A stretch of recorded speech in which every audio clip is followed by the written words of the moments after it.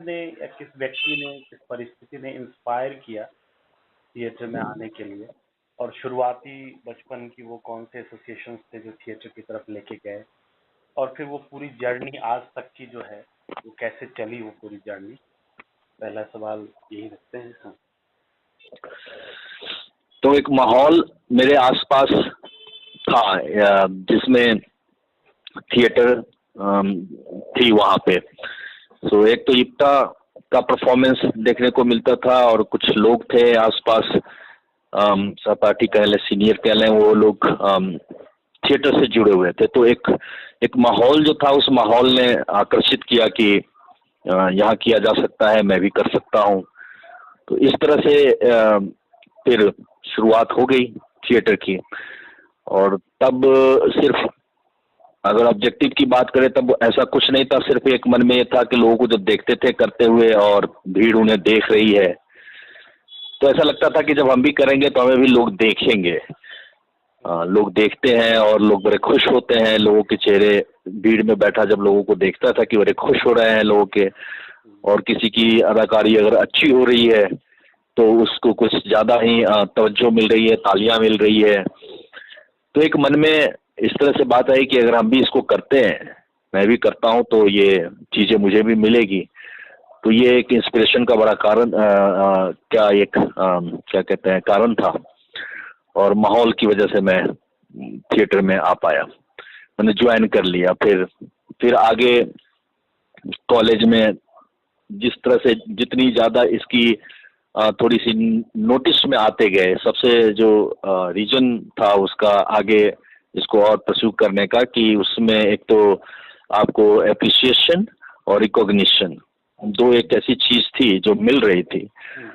तो ये एक कॉन्फिडेंस को बड़ा ही वो कर रहा था, बूस्ट कर रहा था। और एक तरह से ऐसा लग रहा था कि जैसे कि हमारा भी कुछ है, पोजीशन है। छोटे शहरों में ऐसे कहाँ किसी को कोई बड़ी बात होती है। तो एक recognition by teachers, by family और सराउंडिंग्स के लोग, दोस्त, रिकॉग्निशन भी और एप्रिसिएशन भी, ये दो चीज थी जो इसको आगे और कंटिन्यू करने के लिए इसको प्रेरित किया।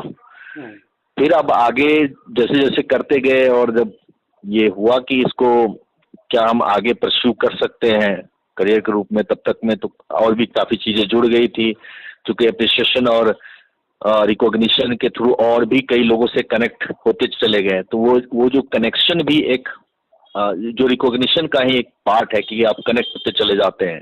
जब रिकॉग्नाइज लोग आपको आइडेंटिफाई करने लगते हैं, रिकॉग्नाइज करने लगते हैं, तो आपको एक अलग से लेयर्स पे आप चले जाते हैं, लेवल पे चले जाते हैं। ऐसी फीलिंग आई कि थोड़ा सा हम अलग हैं, थोड़ा सा कुछ कंस्ट्रक्टिव कर पा रहे हैं। मतलब उस समय इतनी रैशनल तो नहीं कर पा रहे थे, बट फीलिंग बड़ी अच्छी थी, भावना बड़ी अच्छी थी। और एक सेल्फ एक्चुअलाइजेशन की बात आती थी मन में। तो ये आगे फिर इसको जब करियर के रूप में लेने लगे, तो फिर कई लोगों से बातचीत करके, डिस्कस करके कि क्या करें इसमें, फिर धीरे धीरे पता लगा कि अच्छा, अगर हम इसको ऑप्ट करते हैं तो करियर किस तरह का होगा, कहाँ जा सकते हैं हम, कितना सर्च कर सकते हैं, चीज़ों को एक्सप्लोर कर सकते हैं।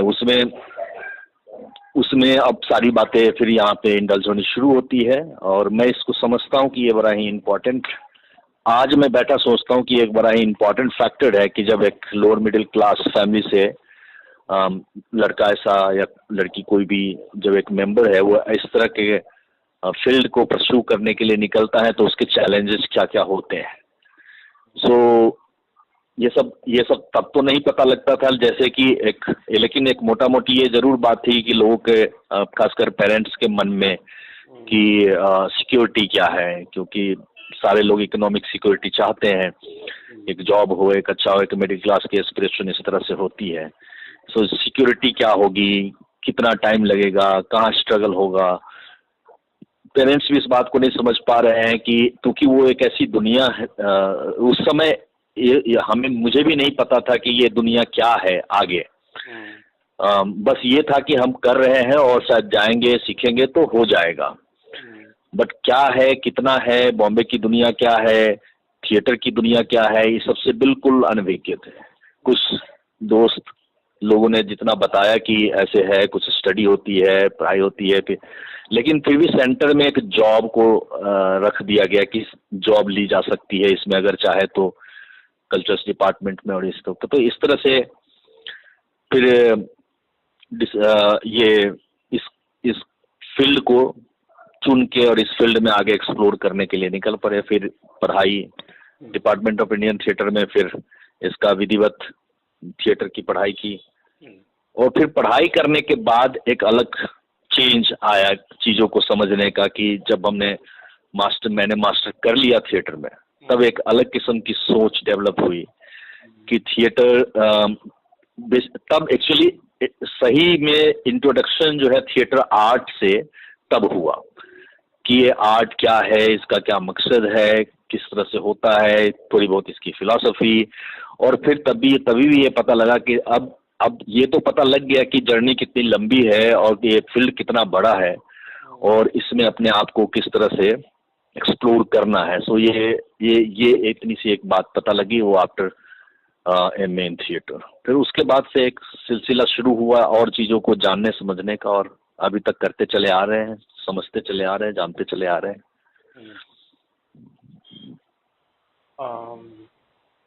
ठीक है। सो ये एक अच्छी जर्नी है। अगर हम लोग थोड़े इसके डिटेल में जाएं कि जो शुरुआती थिएटर था, जब आप एक्सप्लोर कर रहे थे, थिएटर की दुनिया में आ रहे थे, उसके बाद जो एजुकेशन हुआ और उसके बाद जो एक कामकाज का सिलसिला शुरू हुआ, तो मुझे लगता है आपका एक दो बड़ा पक्ष दिखता है। एक तो मैथिली रंगमंच है जो मधुबनी या जनकपुर दोनों जगहों पे आप उसका हिस्सा रहे, दिल्ली, और दूसरा है हिंदी रंगमंच जिसका एक बड़ा पार्ट है। तो अगर आप बारी बारी से दोनों रंगमंच के बारे में थोड़ा बताएं कि आपका अनुभव कैसा था। मान लीजिए मैथिली रंगमंच से ही शुरू करते हैं, उसका अनुभव कैसा था, या मैथिली रंगमंच में जो कंटेंट पे आपने काम किया वो कंटेंट कैसा था, किस तरह की चीजें पॉजिटिव्स हैं और किस तरह की चीजें हैं जहाँ पे इम्प्रूवमेंट होनी चाहिए, बता जी। मैथिली रंगमंच की अगर मैं बात करूं तो यहाँ आने से पहले, एमए करने से पहले एक मैथिली प्ले किया था, गोरख धंधा, जो एक चाइनीज फोक बेस्ड प्ले पे है बेस्ड, उसको ड्रामाटाइज किया गया। उसमें मैं भी उसका पार्ट रहा हूँ कि पहले वर्जन हिंदी का जो किया गया उसमें मैं भी उसका ड्रामाटाइजेशन का पार्ट रहा, और उसके बाद उसका मैथिली वर्जन तैयार किया गया। तो तब जब हम उसको करते थे तो हमारे दिमाग में कोई थ्योरी नहीं थी इसको लेके कि सब्जेक्ट को लेके, थीम को लेके, प्लॉट को लेके, इस तरह की कोई समझ नहीं थी। बस एक अंडरस्टैंडिंग थी कि एक कहानी है जिसको इस तरह से कहा जाना चाहिए। एक बड़ा ही रॉ सा मसला था, और लेकिन वो भी बहुत ही इंटरेस्टिंग पार्ट था कि वो चीज़ें हैं। और उसके साथ साथ मैंने थोड़ी एक दो स्क्रिप्ट पढ़ी जिसमें महेंद्र मलंगिया जी के कुछ नाटक है, उसको मैंने पढ़ा, जिसमें ओरिजिनल काम और एक और कोई नाटक है जो मुझे याद नहीं आ रहा है, वो मैंने पढ़ा। तो नाटक पढ़ते हुए भी जो हमारा पहला फोकस होता था कि हाँ ठीक है, कहानी या डायलॉग में जो बात कही जा रही है, डायलॉग का जो क्या कह सकते हैं वो उसका डायलॉग की क्या कह सकते हैं उसको फ्लेवर है, या उसका जो लिखने का तरीका, डायलॉग में जो चुटीलापन है अच्छा है, उसको उतनी तक ही बात रहती थी। लेकिन उससे आगे हम इस चीज़ को एक्सप्लोर करने की स्थिति में नहीं थे कि ये नाटक किस चीज़ पे बेस्ड है, क्या लिखा गया है, क्या फिलॉसफी डील कर रहे हैं या क्या इज़म डील कर रहा है, ये सब हमारे दिमाग में कुछ भी नहीं होता था। जब यहाँ पे पढ़ाई कर ली, पढ़ने के बाद ये सारी चीज़ें हमारे दिमाग में फिर आनी शुरू हो गई। तो जब मैंने पहले बार हिंदी रंगमंच में कदम रखा तो पहले तो डिपार्टमेंट में जो प्ले किया तो उसको उस एंगल से समझने की कोशिश की। और जब मैंने अपना पहला प्ले किया जो माँ सीता देवी की कहानी डायन पे बेस्ड है, उसको मैंने ड्रामाटाइज किया और किया, तो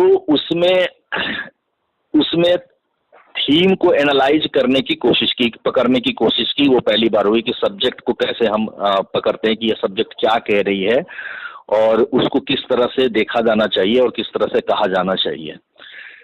अब आपका सवाल है कि हिंदी रंगमंच और मैथिली रंगमंच में, तो यहीं से मैंने ये शुरुआत की। उसके बाद फिर मैं यहाँ से जाने के बाद जब मैं नेपाल गया करने के लिए, तो जब मैं मैथिली नाटकों में इन सारी चीज़ों को ढूंढना शुरू किया, जबकि मैं यहाँ पे रहते हुए कई सारे राइटर्स के प्ले पढ़ चुका था जो अलग अलग मूवमेंट से जुड़े थे, जिसमें इब्सन है आपको, या मोहन राकेश के अपने हिंदी मॉडर्न थिएटर में लोरका है, या बहुत ब्रेख्त है, बर्टोल्ट ब्रेख्त के प्लेज, मॉलियर के प्लेज, बादल सरकार के प्लेज, और फिर कालिदास के प्लेज, और इस तरह के जब हमने अलग अलग प्लेस पढ़े, एब्सर्ड प्लेस है, वेटिंग फॉर गोटो वगैरह वगैरह, तो हमें पता लगा कि ये सब एक खास मूवमेंट से जुड़े हुए प्ले है। हर जगह, हर मतलब पूरे हिस्ट्री में इस तरह के मूवमेंट आए हैं, और मूवमेंट के जड़ में है कि how to see the reality, how to see the world, और उसको फिर आर्टिस्टिक तरीके से प्रेजेंट करना। तो ये जो एक बड़ा ये डोमेन है और एक बड़ा सा एक डिस्कोर्स है, वो डिस्कोर्स जब हम मैथिली में जाके हमने ढूंढा, तो बहुत सारे, तो वहाँ पे जो प्ले राइट्स के प्लेस तो पढ़ने लायक भी, उनको पढ़ा भी जाना चाहिए, क्योंकि वो बहुत ही ज़्यादा भावना पे, या आप कह सकते हैं कि सेंटिमेंटल थोड़ा सा ड्रामा करने की कोशिश कर सकते हैं, इमोशनल, जिसमें रैशनैलिटी नहीं है और क्या कहना चाहते हैं वो क्लियर नहीं है। और महेंद्र मल्लिंगा के नाटकों में कुछ बात दिखती थी कि कम से कम उस नाटक का स्ट्रक्चर अच्छा होता था, स्टेजिबिलिटी उसमें होती थी उसकी, और कहानी भी रोचक होता था, संवाद भी बहुत रोचक होता है उनके नाटकों में। सो ड्रामेटिक एलिमेंट्स उनके नाटकों में देखने को मिलता है, लेकिन कोई बहुत कोई इस तरह से कोई चीज़ की रियलिज्म को डील कर रहे हैं, या किसी और इज़म में जाके हम बात कर रहे हैं उसको, और चीज़ों को हम दिखा रहे हैं, वो उस तरह की बातें बहुत नज़ारत थी। और उनका प्ले तो मुझे करने का एक मैंने वो प्ले किया था, देह पे कोठी खसा दिया। तो उस प्ले की मैं बात करूं, बाद में मुझे ये आइडिया कि इस तरह का प्ले एक हिंदी में लिखा गया है, जो थी शंकर शेष ने लिखा है, फंदी नाटक। तो सब्जेक्ट ही सेम सब्जेक्ट पे वो डील कर रहे हैं कि अगर कोई इस तरह की प्रॉब्लम में है तो उसको, जैसे इसमें फंदी में उसके पिता को कैंसर होता है और उसको बड़ा इंजेक्शन चाहिए होता है जो ला नहीं पाता है, और अल्टीमेटली वो उसको इंजेक्शन देके वो मार देता है, जो वो खुद ही डेथ डिमांड करते हैं। सेम डे पर कोठी खसा दिया में सेम होता है कि यही डील है। वो अलग है कि एंड इसमें भी कोर्ट, लेकिन इसमें यह है कि प्रॉक्सी कोर्ट करते हैं, और उसमें उन्होंने कोर्ट में ये सारी चीज़ें डील करी है। तो एक बात कहने, ये दोनों ही सिमिलर एक बात कहने की कोशिश की है कि एक लॉ में ही बात है कि right to live and right to die. So उस पे एक बात है, तो ये एक बात उनके नाटकों में देखने को मिलती है, और उसके साथ साथ उनका स्ट्रक्चर भी नाटकों का उस तरह से डील अच्छा होता है। और इसके साथ मैंने एक और राइटर का उनका प्ले किया, अवधेश पोखरेल जी थे, तो उनके नाटक मतलब ठीक है बहुत। मैंने एक नाटक उनका, 2 नाटक इवन किया, तो वो सब्जेक्ट को तो ठीक पकड़ लेते थे, लेकिन सब्जेक्ट को जब डील करने में उसका स्क्रिप्टिंग है वो बहुत पावरफुल नहीं बन पाती थी, या सब्जेक्ट भी बहुत अच्छे से डिफाइन नहीं हो पा रहा है। तो ये एक लैकिंग जो है सो मुझे मैथिली थिएटर में लगातार देखने को मिली। अब इन दिनों दिल्ली में काफ़ी मैथिली थिएटर्स हो रहे हैं और मैं नहीं देख पा रहा हूँ, तो मैं अभी ये मौजूदा दौर में नहीं कह सकता कि वो किस लेवल पे पहुँचे हैं। बट कंपेयर टू, अगर मैं इस तरह से एक क्या कहते हैं जनरल अगर मैं बात करूँ, तो मैंने दूसरे रीजनल नाटकों में भी ये बात देखी है कि रीजनलिटी में वो थोड़ा सा सेंटिमेंटल ज़्यादा हो जाते हैं, तो चीज़ों को टोटलिटी में नहीं देख पाते हैं, और कहीं ना कहीं वो थोड़ी सी अपनी क्या कहते हैं कि आइडेंटिटी असर्शन की तरफ ज़्यादा चले जाते हैं, और रियल पिक्चर से दूर हट जाते हैं थोड़ा सा। तो हिंदी थिएटर की ये बात रही है कि हिंदी थिएटर पैरेलली, चूंकि उस मूवमेंट को कम्पीट, वर्ल्ड वाइड मूवमेंट जो चल रही है उसको कम्पीट करने की कोशिश है, और उसमें जो उसका प्रस्तुति विधान भी है उसमें भी नए नए प्रयोग, नए नए जो क्या कहते हैं फॉर्म्स है, उस पर बात करने की बात चली, तो दोनों धारा को मेंटेन करके चलने की बात हुई है कि रियलिज्म के बाद जो एक फॉर्मुलिस्टिक मूवमेंट चलता है आपको मेयर होल्ड से, तो एक तरफ वो भी एक पूरा तबका है डायरेक्टर का जो फॉर्मुलिस्टिक मूवमेंट को फॉलो करते हैं, फॉर्म को लेके काम करते रहे हैं और कंटेंट को लेके भी काम होता रहा है, तो उसके जो एक पूर्ण नाटक है उसको लेके काम चल रहा है। तो यहाँ और वहाँ के अभी तक में मेरे तजुर्बे में ये बात निकल के आई है कि मैं अगेन आई रिपीट करना चाहता हूँ कि मौजूदा दौर में अभी इन दिनों 5 साल में या 7 साल में मुझे बहुत सारी इन्फॉर्मेशन मुझे सोशल मीडिया से मिलता रहता है कि दिल्ली में नाटक हुआ है मैथिली का, बट वो किस स्तर पे हो रहा है या कहाँ तक वो अचीव की है उसके बारे में मैं अपनी कोई राय नहीं दे सकता, पर प्रीवियसली मेरी अंडरस्टैंडिंग इस तरह की है।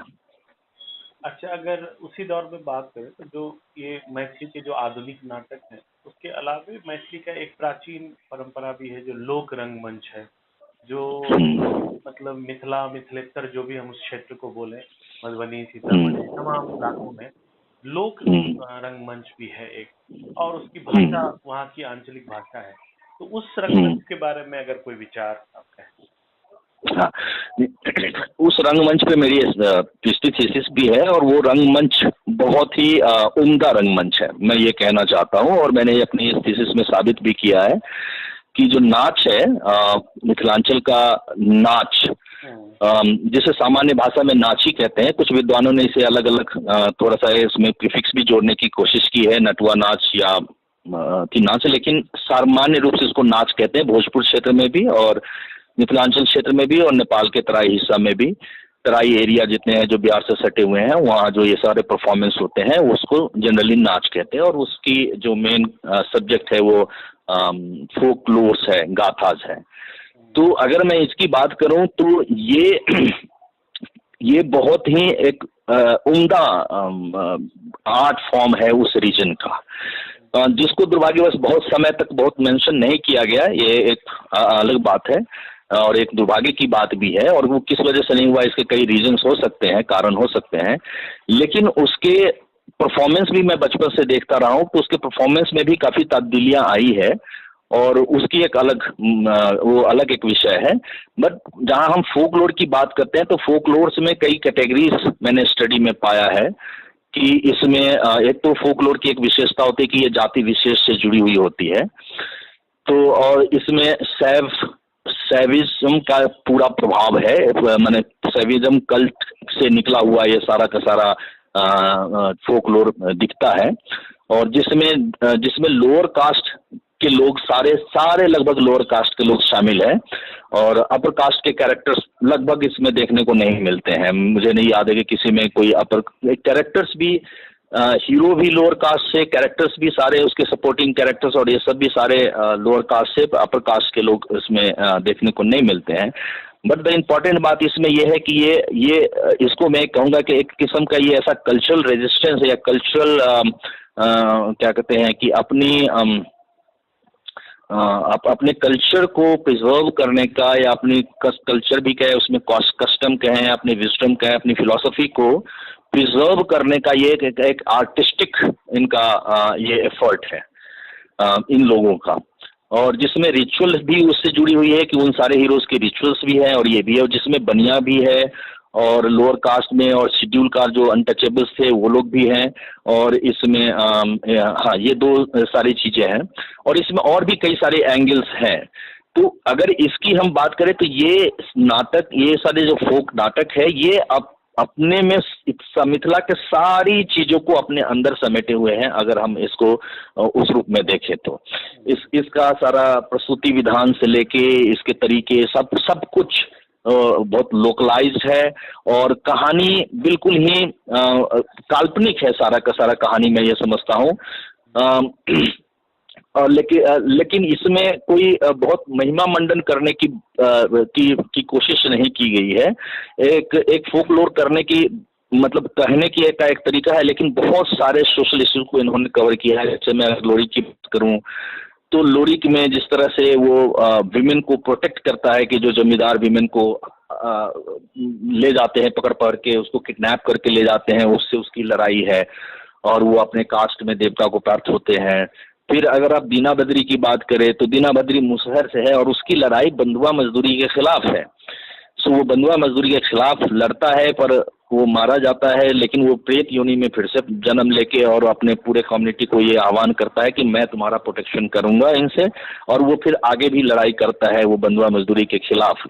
सो और फिर वो देवत्व को प्राप्त होता है। तो एक तो आप देखें कि ये सारे जो जो जो नाटक का ये सारा एलिमेंट्स है जो आपको बाद में ब्रेक क्वाइन करते हैं या ये करते हैं कि जो एपिक वाला मसला है जिसमें सारी चीजें को आप कवर करते हैं, उसमें मिस्टिसिज्म भी है, उसमें रियलिज्म भी है, उसमें सोशल रियलिज्म की भी बात करते हैं। एक एक एक बड़ा ही क्या कहते हैं, एक एक सिंथेटिक सा मसला है इसमें। तो वो अपने राग द्वेष, अपनी सारी भावना, कल्चर, कस्टम सबको वो लेके आते हैं उसमें, और वो एक किस्म से वो एक बड़ा हिस्सा है तब का है जिसका वो रिप्रेजेंट करते हैं। कंपेयर टू वहाँ पे एक दो और भी है जिसके बारे में कीर्तनिया और विद्यापत नाटक है वहाँ पे। इस संबंध में मेरा ये मानना है कि देखिए जो उसका फॉर्म है वो तो वही फॉर्म है जो नाच वाली फॉर्म है लगभग। उसमें थोड़ा सा लीला नाटकों का प्रभाव है कि वो लीला नाटक जिस तरह से करते हैं उस तरह से वो परफॉर्म करते हैं। लेकिन अगर कंटेंट्स की बात करें तो ये सारे कंटेंट्स शास्त्र से लिए गए हैं। तो शास्त्र से लिया गया जो कंटेंट्स है उसे हम फोक कहेंगे या नहीं कहेंगे ये एक स्टडी का विषय है। कम से कम मैं उसे फोक नहीं कहता, मैं उसे जो एक बात की में एक टर्म दिया गया है, शायद ये इसीलिए ये टर्म हुआ है कि एक ट्रेडिशनल थिएटर जो परंपरा से चल रही है। सो ट्रेडिशनल थिएटर मीन्स हम फोक थिएटर मानेंगे, ये मेरे लिए अभी भी प्रॉब्लमेटिक है। मैं इसको नहीं मानता कि traditional theatre is a folk theatre. खैर ये एक अलग सैद्धांतिक मसला है। बट फोक थिएटर के बारे में मैं बात करूं तो नाच मैं कह सकता हूं और मैं दावे से कहना चाहता हूं कि नाच मिथिलांचल का सर्वोत्कृष्ट नाटक है उनका फोक थिएटर है वो। और ये कंपेयर टू ऑल, मतलब कि आप इसको वर्ल्ड वाइड भी देखें तो इसमें ये एक अपना स्टैंड रखता है हर मामले में, ठीक है ना। अब के दिनों में इसमें काफी गिरावट आई है, फिर भी ये एक अलग मसला चला जाएगा। बट अभी अगर हम सिर्फ फोक की बात करें मिथिलांचल की तो मेरी समझ से नाच सर्वोत्कृष्ट लोक नाट्य है मिथिलांचल का, और भोजपुर का भी है, भोजपुरी एरिया का भी है, और मैं समझता हूँ कि साउथ बिहार में भी इसकी वो रही है, और नेपाल के तराई हिस्से तक ये इसका प्रसार है, और ये सर्वोत्कृष्ट है मेरी नज़र में। एक आपने चर्चा की शैविज्म कल्ट, आपको लगता है कि रंगमंच में मौजूद है, इसका एक आध कुछ अगर आप बताना चाहें। देखिए शैविज्म मैं किस लिए कह रहा हूँ कि कोई लीला नाटक जो शुरुआत होती है ना, रामलीला और कृष्णलीला, ये वैष्णव परंपरा की है, यहाँ से वैष्णविज्म आता है। शैविज्म में आपको तंत्र मंत्र सिद्धि ये सारी चीजें आपको वहाँ देखने को मिलती है, और इन कहानियों में आप देखेंगे तो जादू टोना और दुर्गा शक्ति रूप में, और इस तरह से जो उनका पूरा वितान है और उनकी पूरी अंडरस्टैंडिंग है, फिलॉसफी है, वो उन लिटरेचर में आपको देखने को मिलती है, ठीक है। डायन है, जोगिन है, भूत है, प्रेत है, सब कुछ आपको आता है, और अवतारवाद नहीं है, उसमें कोई भी अवतार नहीं है, और मोटा मोटी मैं ये बात कह रहा हूँ। और वैष्णव परंपरा में है कि हम अवतारवाद पे लेते हैं, जिसमें विष्णु के अवतार में राम कृष्ण और भी अवतार, बड़ा अवतार और ये सारी चीजें हुई, और एक भक्ति मूवमेंट के बाद एक लीला नाटकों का दौर चलता है, और फिर उसके कई सारे प्रसंग जिसमें रुक्मिणी हरण और वगैरह वगैरह सब बहुत सारे अलग अलग लोग जगह पे अलग अलग लोगों ने उसके एपिसोड निकाल के उस पर नाटक किया। तो मैं इस यहाँ पे अभी बस मोटा मोटी मैं ये डिस्टिंग्विश कर रहा हूँ कि जो वैष्णव परंपरा में राम और ये और विष्णु के अवतार और उससे रिलेटेड कहानियां आगे को चलती है, बट इसमें इस तरह की चीजें आपको नहीं दिखने को मिलेगी। और इसमें जो शैविज्म में है आपको देखिए अघोरी भी है, इसमें तंत्र है और जादू टोना है, मालिन है, मतलब बहुत सारी चीजें हैं इसमें लपेटे हुए। दुर्गा का रोल है, दुर्गा करेक्टर के रूप में आती है, और कई बार तो ऐसा ये उनकी समझ या उसकी ये कह सकते हैं कि किस तरह से उन्होंने इसको डिफाइन किया है। ऐसे दुर्गा को मानते भी है और दुर्गा को बहुत सिमिलर मानते हैं, दुर्गा शक्ति काली ये सब वहाँ पे मौजूद है। और लेकिन वैष्णव परंपरा के कोई भी चीज ब्राह्मणिज्म का वैष्णविज्म का कोई भी छाप आपको वहाँ पे देखने को नहीं मिलता है। जैसे आप देखेंगे कि अगर आप क्लासिकल थिएटर में देखेंगे, इसमें देखेंगे तो राजा के साथ हमेशा जो है ना से वीट होता है, या क्या कहते हैं, विदूषक होते हैं, वीट होता है, वो ब्राह्मण होते हैं, तो उसका साथी हमेशा ब्राह्मण होता है। आप देखें अभिज्ञान शाकुंतलम में तो उसका साथी ब्राह्मण है, राजा का साथी ब्राह्मण होगा, लेकिन यहाँ सलहेश ब्राह्मण है, लेकिन का सलहेश यहाँ पे राजा है, महिषौता का राजा है, वो दुसाल जाति के, लेकिन इसका साथी ब्राह्मण नहीं है, या इसका न्योता लेके जाता है सिर्फ नाई। तो ये नाई है, माली है, जितने लोअर स्टार्टा के जितने भी लोग हैं उनको समेटे हुए हैं ये सारे लोग। तो ये क्योंकि अगर वैष्णव का छाप होगा तो उसमें अवतारवाद के कुछ एलिमेंट्स जरूर होंगे, ब्राह्मण के कुछ एलिमेंट्स जरूर होंगे। न ब्राह्मणिज्म के कोई भी पूजा पाठ से संबंधित या कोई भी इस तरह का प्रसंग इनमें देखने को नहीं मिलता है। सिर्फ दीनाभद्री में ये मिलता है प्रसंग की वो मंदिर है भोलेनाथ का, और उसमें भी देखिए कि शिव का मंदिर है, और शिव के मंदिर पे अघोरी आ गए हैं, और वो ब्राह्मण आता है इससे मदद मांगने के लिए कि आप पांचों अघोरी को जो वो अशुद्ध कर रहे हैं उससे हमने निजात लेना है। तो ये वहाँ भी आप देख लीजिए कि उसमें कुछ ब्राह्मणों का कोई स्टेक नहीं है कि वहाँ सारे ब्राह्मण खड़े हो गए हैं या गए हैं, वो जबकि वो जानता है कि ये मुसहर कास्ट है दीनाभद्र, लेकिन मदद लेने के लिए उसका आता है क्योंकि वो वीर है, पहलवान है। तो ये इस किस्म का एपिसोड सैविज्म में ही पॉसिबल है, ब्राह्मणिज्म में नहीं पॉसिबल है। वो किसी भी कीमत पे इतने लोअर स्टार्टा के लोगों को इतना नहीं वो बनाएंगे, इतना तवज्जो या स्पेस नहीं देंगे। ये अभी तक के स्टडी से देखने को मिलता है मुझे, जो मेरी जो जितनी स्टडी है। जी ठीक है।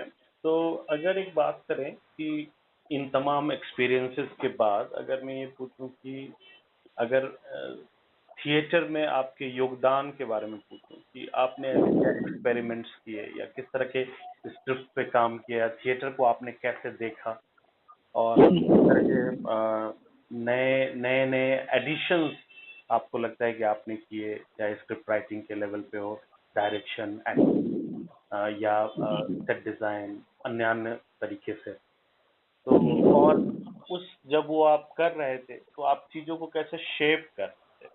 मतलब मैं ये कह सकता हूँ जैसे बचपन में देखे गए कुछ नाटक जो है, जो भी आप थिएटर के बारे में कह रहे हैं, वो आपका एक परसेप्शन बिल्ड करता है, आपकी जर्नी बिल्ड करती है, और उसके बाद आज जो आपके एक्सपेरिमेंट्स हैं वो आपके कॉलेज एजुकेशन या बचपन के एक्सपीरियंसेस या अन्य जगहों के एक्सपीरियंसेस से कैसे शेप हुए, जिन्होंने आपको आज कुछ नया करने, कुछ अलग करने के लिए तैयार किया। देखिए थिएटर में जब मैं आगे और डायरेक्शन में चीजें करने लगा तो मेरे दिमाग में एक चीज तो ये थी कि जो बहुत रिटेन प्लेस है उसको लेके मैं कभी बहुत ज़्यादा कंफर्टेबल नहीं हो पाता था क्योंकि वो मुझे बड़ा ही स्ट्रक्चर्ड लगता था, टाइट स्ट्रक्चर्ड, और रियलिज्म की एक प्रॉब्लम है जो बाद के बहुत सारे मैंने पोस्टस्टानिस्लावस्की इसके बारे में काफ़ी बातें हुई है कि बहुत ज़्यादा वर्डी है या बहुत टाइट स्ट्रक्चर में है। लेकिन जिस तरह के परिवेश से हम आए हैं, जो हमारा कल्चर भी उस तरह के रहा है कि एपिक वाला कल्चर है, और जिसमें बहुत सारी चीज़ें हैं जो ड्रामेटिक एलिमेंट्स के रूप में आ सकते हैं, जिसको लेके बहुत सारे लोगों ने बात की है, ब्रेथ ने बात की है, मेरहोल ने बात की है, उन सबको पढ़ने के बाद तो, और एक है कि आपके अपने जो जहाँ के आपका परिवेश है उसकी छाप, उसमें कई सारी ऐसी चीज़ें जो आपको बहुत स्ट्राइकिंग लगती है and you want to share with that elements to others. तो ये एक आती है, मुझे आई, पता नहीं है कि जनरल फिनोमेना हो सकता है, लेकिन मुझे ऐसा मेरे अंदर ये बात आई कि जिस जगह से मैं बिलोंग करता हूँ वहाँ के कल्चर में बहुत ही खूबसूरत चीज़ें हैं जिसको दूसरे लोगों के साथ शेयर किया जा सकता है, और उसके ड्रामा में आने से एक ड्रामा एक अलग ही लेयर्स पे पहुँच भी जा रहा है। तो ये एक बात जो मुझे हमेशा मेरे दिमाग में रहती थी और मेरे नाटक का हमेशा हिस्सा रहता था। दूसरा है कि कहानी, जब मैं कहानियों को पढ़ता हूँ यहाँ पे और हिंदी नाटकों को पढ़ता हूँ, मैं इसमें थोड़ा सा अंतर बनाने की कोशिश करता हूँ कि क्यों मेरा रुझान ज़्यादातर कहानी और नॉवेल की तरफ जाता है। कि जब मैं आधे अधूरे को पढ़ता हूँ या आषाढ़ के एक दिन को पढ़ता हूँ, तो अगर मैं आधे अधूरे की बात करूँ तो बहुत अच्छा है, नाटक बहुत उम्दा है, लेकिन स्ट्रक्चर प्लॉट को फॉलो किया गया है जो वेस्टर्न स्ट्रक्चर है, जहाँ टाइम एक्शन प्लेस वो होगा, और एक चूंकि रियलिज्म का ये सारा है कि आप जो एक सब्जेक्ट को डील करेंगे उस पर स्पेसिफिक रहेंगे, कैरेक्टर स्लो की होगी, ये सारी चीज़ें उसमें है। लेकिन एक एक किस्म की क्या कहते हैं, मुझे ना उसमें कुछ बहुत थ्रिल वाली, कुछ थिएट्रिकल वाली एलिमेंट्स बड़ा कम देखने को मिलती है, rather than कि वो एक बड़ा इंसाइटफुल लेवल पे चल रहा है। मतलब मैं यहाँ पे ब्रेख्त को जरूर करना चाहूँगा कि ब्रेख्त जब इसको कंडेम करते हैं तो वो कहते हैं कि ये ना इमोशनल बेस्ड ड्रामा होता है और ये ऑडियंस को कंपेल करता है कि आप उसके कैरेक्टर्स के साथ जो है ना अपने आप को कंपेयर करें और इमोशन के साथ ड्राइव करें, और वो आपको एक रियलिटी से बिल्कुल अलग कर देता है। आपको सोचने समझने की कोई ये नहीं रहती है। मैं इस चीज़ को इस तरह से देखने समझने की समझ पाया इसको कि ये थोड़ा सा वो होता है कि ज़्यादा ही उन चीज़ों में आप उलझ रहे हैं कंपेयर टू जब मैंने देखा क्या। और इसके कई सारे अब बहुत सारे एक पूरा एरा है, पूरा एक दशक है, एरा नहीं कह सकते, दशक है जब ये इन नाटकों का खूब हुआ और खूब सारे हुए। लेकिन जिस समय में मैं अब डायरेक्शन में आ रहा हूँ तो ये सारे सब्जेक्ट्स 1960 1970s के लिखे हुए सारे प्लेज है जिनको दशकों तक खेला गया है। अब मैं 2005 के अब बाद की बात कर रहा हूँ, 10 की बात कर रहा हूँ। और इन दिनों आगे जो है जब फॉर्मलिस्ट वाले जब पूरे फॉर्म पे काम कर रहे हैं जिसमें अलग अलग फॉर्म को, अलग अलग सिंबल्स को लेके आने की बात, जहाँ डायरेक्टर अपना रोल प्ले शुरू करता है। एक लाइन में कहूँ तो जहाँ डायरेक्टर्स अपने थिएटर को बनाने की कोशिश कर रहा है कि अब तक राइटर बना रहे थे, अब डायरेक्टर बना रहा है अपने थिएटर को, और उसमें थिएट्रिकल एलिमेंट्स को इनकलकेट करने के लिए वो डिफरेंट चीज़ों से एलिमेंट्स ले रहे हैं। तो इस समय में जब मैं अपना ये कर रहा हूँ तो मैंने अपने टेक्स्ट के लिए मैं कहानियों और नॉवेल्स की तरफ इसलिए है कि जब आप हमारे हिंदी में लिखे गए खासकर कहानी और नॉवेल्स को मैं देखता हूँ तो वो जितना बढ़िया डिस्क्रिप्टिव आपको चित्रण मिलता है, बहुत डिस्क्रिप्टिव और अलग अलग, क्योंकि कहानी है तो नैरेटिव है तो बहुत सारे कैरेक्टर्स या बहुत बड़े कैनवस को वो छूता है। तो इसमें यहाँ मुझे लगा कि ये एक बड़ा बहुत सारे इसमें एलिमेंट्स है जिसको निकाला मैंने जब उसको ड्रामेटाइज करेंगे तो सारे एलिमेंट्स में, और इसमें नैरेटिव है, डिस्क्रिप्टिव, तो इसमें और भी गुंजाइश है कि आप बहुत सारी चीज़ों को इनकलकेट कर सकते हैं, उसमें आप उसके साथ टैग कर सकते हैं और इस तरह से एक बड़ा ही खूबसूरत ड्रामा क्रिएट होगा जिसमें जो वो कहते हैं ना कि हमें ड्रामा देखने का एक सुख मिले, आनंद मिले, जिसमें गाना हो, जिसमें कॉमिक भी हो, जिसमें मतलब अच्छी सी और ट्रेजेडी भी हो, सब कुछ जैसे नाटक का कंप्लीट है, सारे रस उसमें आ जाए और सारा एक कंप्लीट ड्रामा, और बात जो आप कह रहे हैं वो बात भी दमदार हो, ठीक है ना। तो इसकी गुंजाइश मुझे अपने नैरेटिव्स में ज़्यादा देखने को मिली है, क्योंकि नाटक कहीं न कहीं उसको स्ट्रिक्ट, जो रियलिज्म के नाटक है उसको स्ट्रिक्ट करते हैं, और बहुत पुराने नाटक है। लेकिन नाटक जो है सब्जेक्ट वाइज तो ये काफ़ी ही उम्दा नाटक है। तो क्या किया मैं जो अपने नाटक की बात करूं तो जो सब्जेक्ट्स की जो समझ ली या फिलॉसफी ली मैंने रिटर्न नाटकों से ली, उसके स्ट्रक्चर से समझने की कोशिश की, और उसको नैरेटिव्स में कई बार ये सारी चीज़ें नहीं होती, नैरेटिव्स बहुत फैला हुआ होता है, तो उसको लाइनअप की इस पॉइंट ऑफ व्यू से, और उसमें थिएट्रिकल एलिमेंट्स डाली मैंने फॉर्मलिस्टिक तरीके से। तो एक तरह से मैंने जो वैक्यूम को बाद में टेरोफ या वैक्टनगॉफ का है, जो एक सिंथेटिक नाटक क्रिएट करने की कोशिश मैंने की।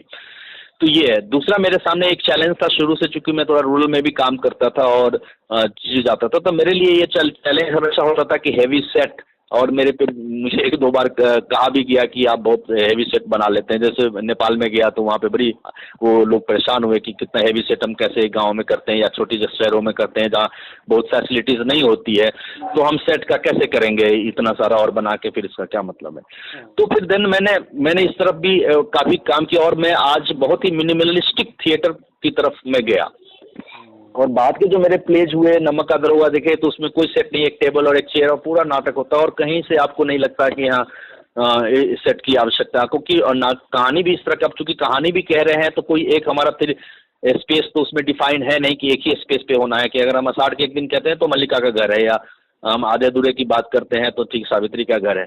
बट यहाँ नैरेटिव है तो अलग अलग प्लेस है, ऑफिस है, घर है, जंगल है, तो ये इसमें बनाने की ज़रूरत ही नहीं है। और फिर इस पे कई लोगों ने बहुत अच्छा काम किया है। तो minimalistic theatre in terms of कहते हैं सेट डिजाइन और अनदर जो पेरिफेरनलिया उसके कॉन्टेक्स्ट में मैं बात कर रहा हूँ, तो उसको मैंने मिनिमाइज किया और अपने दूसरे जो ड्रामेटिक एलिमेंट्स हैं जिसमें म्यूजिक मेरा बड़ा ही इम्पोर्टेंट है, म्यूजिक पे मैंने काफी फोकस किया। और म्यूजिक को सिर्फ उतना ही नहीं कि जैसे मैंने बहुत सारे प्लेज में देखा कि म्यूजिक टीम जो होती है वो साइड में बैठी रहती है और वो बीच बीच में अपना गाती है या उसको म्यूजिक देने की कोशिश करती है। नहीं, मैंने म्यूजिक को नाटक के साथ क्या कहते हैं उसको ब्लेंड कर दिया कि नाटक सीन में सारे म्यूजिशियन साइड में जो भी बैठे वो सीन में आ रहे हैं म्यूजिक करने, और वो म्यूजिकल सीन है, उसमें गाना है, एक्टर्स भी गा रहे हैं, सब गा रहे हैं। तो इस तरह से मैंने ये चीज़ की और जो कि बहुत अच्छा प्रभाव दिया नाटकों को, और मेरे सारे नाटकों को उन्होंने एक अच्छी हाइट दी। मुन्ना की वापसी भी बहुत म्यूजिकल प्ले है और उसमें आप उसका विजुअल इम्पैक्ट जो है सो बहुत अच्छा है, जो क्योंकि मैंने कंटेम्प्रेरी विजुअल जो थ्योरीज है उसको मैंने उसमें अप्लाई किया। तो अगर मैं अपने नाटकों की ये देन करूँ तो ये कुछ करके मैंने एक सिंथेटिक ड्रामा मैं करता हूँ जो मिनिमलिस्टिक है in terms of huge set, huge costume या इसमें जितना वो करते हैं वो मिनिमलिस्टिक है। लेकिन मैंने एक्टिंग पार्ट पे बहुत फोकस किया कि एक्टिंग मेरी बहुत अच्छी होनी चाहिए, और एक्टिंग में मैंने रियलिस्टिक एक्टिंग जो क्या कहते हैं इसको नॉन रियलिस्टिक एक्टिंग को और एक्टिंग को के बीच की चीज़ को रखने की कोशिश की। और मेरा म्यूजिकल ड्रामा और कलरफुल कलर्स, रिचुअल्स, कस्टम्स कुछ इस तरह से बीच बीच में प्रसंग के रूप में लाके उसके साथ एक कंप्लीट ड्रामा बनाने की कोशिश की, और मुझे बहुत एप्रिसिएशन भी मिला।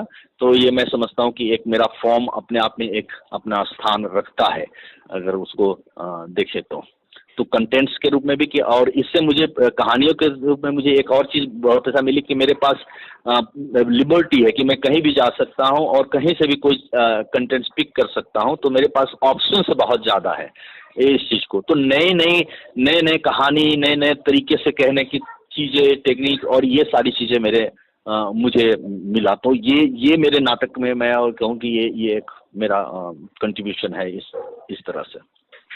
ये तो मैं आखिरी सवाल पे आता हूँ। आपने अपनी बात की शुरुआत में कही थी कि थिएटर से जो कनेक्शन बना उसकी वजह रिकॉग्निशन, एप्रिसिएशन या एक यूनिकनेस का बोध या एक कंस्ट्रक्टिव फीलिंग या सेल्फ एक्चुअलाइजेशन की तरफ ले जा रहा था, इस तरह के सेंस।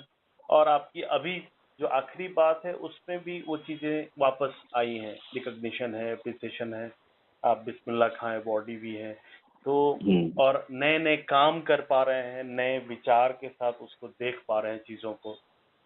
तो मैं अगर पूरी समूलता में, समग्रता में अगर ये पूछूं कि थिएटर ने आपको क्या दिया है, और अगर मैं शेखर से थिएटर निकाल दूं तो वो क्या होगा जो नहीं बचेगा, लॉस क्या होगा?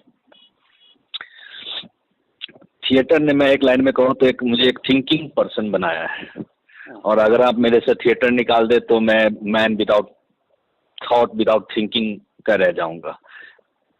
थिंकिंग है, थिंकिंग मैन हूँ, मैं सोच सकता हूँ और इसलिए मैं हूँ।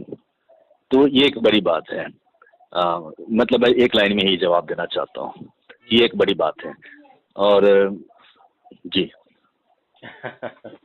बिल्कुल, हाँ। बिल्कुल, थैंक यू। तो मेरे सारे सवाल खत्म हो गए यहाँ पे। हाँ। और ये अच्छा इंटरव्यू रहा, कुछ बहुत ही इंटरेस्टिंग बातें निकल के आई हैं जो जरूरी है इसको और बातचीत करने की। तो फिर कनेक्ट होंगे हम लोग। हाँ हाँ, मिसलेनियस में कुछ रह गया तो आप पूछ लीजिए। वैसे तो बहुत कुछ है एक्चुअली, जो आपकी जो गहराइयों में जो हम जाते हैं तो बहुत सारी चीजें निकल के आती हैं। जैसे अच्छा, एक और सवाल कर ही लेते हैं। आप एक फॉर्मलिस्ट मूवमेंट की बात कर रहे हैं, तो अगर मैं इसको बोलूं कि एक वर्ल्ड पर्सपेक्टिव अगर आप देना चाहो कि इंडिया से बाहर ये मूवमेंट कैसे आगे बढ़ रहा है, या फॉर्मलिस्ट के अलावे और कोई पैरेलल फिलोसॉफिकल आइडियाज हैं जो चल रहे हैं, अगर इसके बारे में आप बताएं। अभी तो थोड़ा सा मौजूदा दौर में तो ऐसा लग रहा है कि बड़ा सैचुरेशन सा पॉइंट है, क्योंकि इससे एक बड़ा लॉस भी हुआ है फॉर्मलिस्ट मूवमेंट से। वो लॉस ये हुआ है कि स्टोरी नाटकों से गायब होना शुरू हो गया है।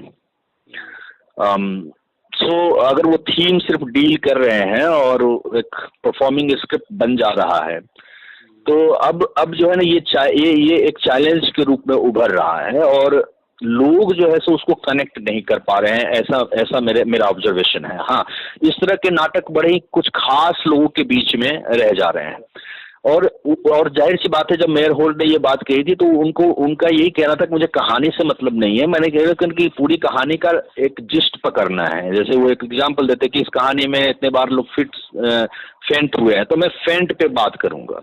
और कोई अगर रोमियो जूलियट करता है, उसको रोमियो जूलियट में एक चीज दिखती है कि इसमें वायलेंस एंड लव है, एंड तो वायलेंस एंड लव को अलग अलग विजुअलाइजेशन के थ्रू आप दिखाते हैं, ड्रामेटिक फॉर्म में आप दिखाते हैं। लेकिन जो कहानी है, कहानी की जो एक कंप्लीटनेस होती है ना, वो जो जहाँ एक किसी भी मैन या वुमेन की कहानी कहते हैं, तो जो हमारा एक ट्रेडिशनल फॉर्मेट रहा है ना कि कहानी का बीज होगा, बिंदु होगा, यानी कि एक प्रारंभ होगा, प्रयत्न होगा, ये सारे नियताप्ति होगा, प्रलागम होगा, ये 5 जो अवस्थाएं हैं। तो वो कहानी जो होता था ना कि जिसमें एक कैरेक्टर को किसी चीज की कोई चीज है जिसे उसे लेना है, उसका गोल है एक, ठीक है, और उसमें फिर ऑब्स्टेकल्स और किस तरह से पार करता है। तो जब हम एक पूरी कहानी देखते हैं तो उसका जो एक कंप्लीटनेस है, उस ड्रामा, समझता हूँ कि वो ड्रामा को कंप्लीटनेस देती है। अभी बहुत सारे मैं ड्रामाज इस तरह से देखता हूँ जो फॉर्मुलिस्टिक मूवमेंट के बाद के ड्रामाज है, तो वो बहुत सारे एपिसोडिक या बहुत छोटी छोटी बातें, बहुत सारी बातें कह देते हैं कि ये प्रॉब्लम है, ये प्रॉब्लम, पर देयर इज नो स्टोरी, कोई स्टोरी नहीं है, वो झलकियां हैं। तो वो झलकियां ठीक है, वो एक इम्प्रेशन तक डाल रही है, लेकिन वो मैं इसके साथ ये बात कहना चाहता हूँ कि जो एक ड्रामा है ना, drama as a art form, ठीक है ना, वो इनकम्प्लीट हो जा रहा है, इनकम्प्लीट है वो। अगर हम ड्रामा की बात करते हैं कि जैसे कि इस फॉर्मुलिस्ट वाले भी ये आर्गुमेंट था कि ड्रामा अपने आप में स्वतंत्र है टेक्स्ट से। वो फॉर्म की बात को लेके आया कि फॉर्म अपने आप में स्वतंत्र है उस चीज से। तो स्वतंत्र को अब इतना ज्यादा वो स्वतंत्र हो गया है लगभग कि मुझे लगता है कि हालांकि कई ऐसे डायरेक्टर हैं जो कहानी को बहुत रखते हैं, वो उतना ही प्रोमिनेंट तरीके से कहानी को नहीं डैमेज करते हैं, लेकिन बहुत सारे अभी देख रहे हैं जो, और खासकर डिवाइस्ड थिएटर जब से शुरू हुआ है तब आप उसमें ये देखते हैं कि वो कहीं से एक थीम उठा लेंगे। जैसे मैं आपको एक एग्जाम ऐसे थीम देता हूँ कि सेलिब्रेटिंग आइसोलेशन। अब सेलिब्रिटीज आइसोलेशन थीम है प्ले का, और 40 मिनट का या 50 मिनट का होगा, एक एक्टर जर्नी करेगा उस पूरे क्या कहते हैं प्ले में, और वो अलग अलग डायमेंशन उसके दिखाएंगे जो बाद के प्रोग्रेशंस हैं कि मतलब पेंटिंग से भी, बहुत मूवमेंट से भी हम बहुत सारे ले रहे हैं कि एक ही चीज को देखने के अलग अलग पर्सपेक्टिव क्या आ सकते हैं। जो पर्सपेक्टिव आप बना रहे हैं उसके अलग अलग पर्सपेक्टिव क्रिएट कर रहे हैं, स्पेक्टेकल्स बना रहे हैं उसका, बट उसमें ना कहानी मिसिंग है। सो कहानी मिसिंग होने से क्या हो रहा है ना कि एक इनकम्प्लीटनेस का भाव रह जाती है। हमें बहुत लोगों को पता नहीं लगता कि हुआ क्या, लेकिन निकलने के बाद भी ऐसा लगता है जैसे संतुष्टि नहीं मिले। लेकिन वहीं अगर किसी प्ले में ना कंप्लीट एक स्टोरी है तो एक बहुत अलग किस्म की आनंद होता है और ऑडियंस को आप देखेंगे बड़ा संतुष्ट नजर आएगा।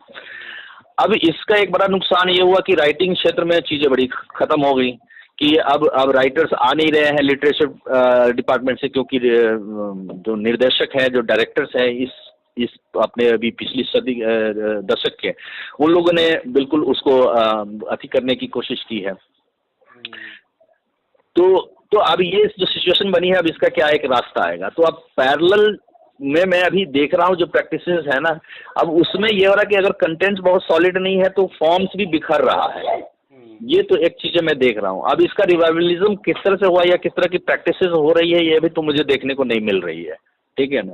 तो एक ड्रामा में भी और एक सिचुएशन पॉइंट है, एक पॉलिटिकल एक इम्पैक्ट तो है कि पूरी वर्ल्ड में एक पॉलिटिकल या इकोनॉमिक जो इम्पैक्ट है वो भी देखने को मिल रहा है कि एक सिचुएशन पॉइंट है। ड्रामा में भी एक सिचुएशन पॉइंट आया हुआ है कि अब वो सारे कंटेंट्स की मार करते हैं, पर कंटेंट्स कहाँ है? कंटेंट्स है पर कंटेंट्स को कहानी कौन बनाएगा? The directors are not able to create a story. Directors are able to create a visuals about any subject or theme. लेकिन वो कहानी नहीं क्रिएट कर पा रहा है। और कहानी जो है सो खासकर जो आम हमारे दर्शक जो है बड़ा ही इम्पोर्टेंट एलिमेंट है, वो दर्शक को कनेक्ट ही नहीं कर पा रहे क्योंकि उनकी एक ट्रेडिशनल तरीका है उनका देखने का। और ट्रेडिशनल भी अगर नहीं कहे तो ये एक शायद मुझे लगता है कि एक सही तरीका है देखने का कि स्टोरी तो होना ही चाहिए, कि स्टोरी जिससे कि कंप्लीटनेस का की भाव आए। ये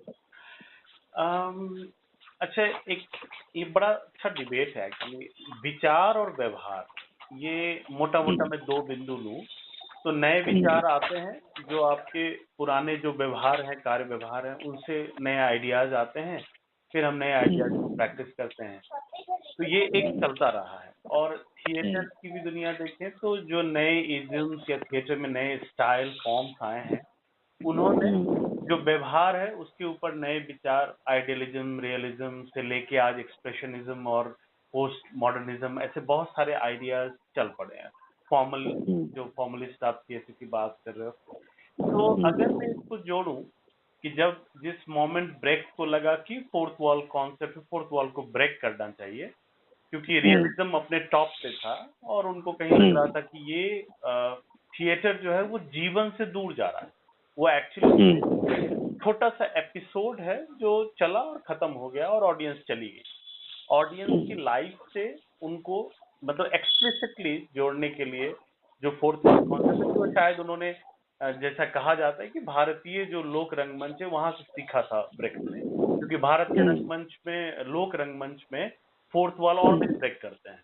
वो जो निष्ठा है, सूत्रधार है, वो ऑलवेज ब्रेक करता है। एनीवे, तो मैं कह रहा था कि वो जो सेकेंड वर्ल्ड वॉर और उसके बाद का जो समय है, जब वेस्ट जो है वो नए आइडियाज पे उनके यहाँ आने लगे, एग्जिस्टेंशियलिज्म, एब्सर्डिज्म और एंड ऑल दैट। अब अगर देखें आज का समय, तो मैं वही सोच रहा हूँ कि अगर हम सदियों से एक ऐसी कहानी रोज देखते हैं जिसमें एक बिगिनिंग है, एक मिडिल है, एक एंड है, और वो कहानी है जो हमसे जुड़ती भी है, बट वो हमारे जीवन जैसी नहीं है। हमारा जीवन में बिगिनिंग या मिडिल तो शायद हमारे पास है, बट एंड तो हमें मालूम है।